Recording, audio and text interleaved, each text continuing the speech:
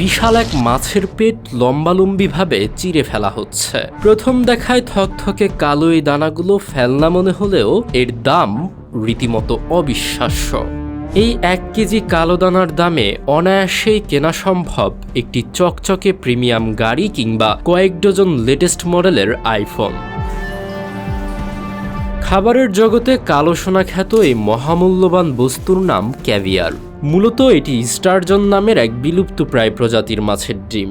250 million বছর ধরে অর্থাৎ ডাইনোসরদের আমল থেকে পৃথিবীতে টিকে আছে এই প্রজাতি। এই মাছের ডিম পরিপক্ক হতেই সময় লাগে 10 থেকে 25 বছর। এই দীর্ঘ অপেক্ষা এবং প্রজাতিটির চরম বিরলতার কারণেই এর দাম এমন আকাশ ছোঁয়া।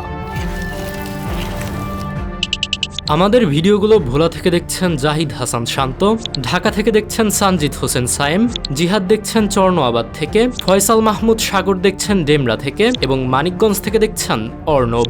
আপনি কোথা থেকে দেখছেন তা জানিয়ে দিন কমেন্ট বক্সে।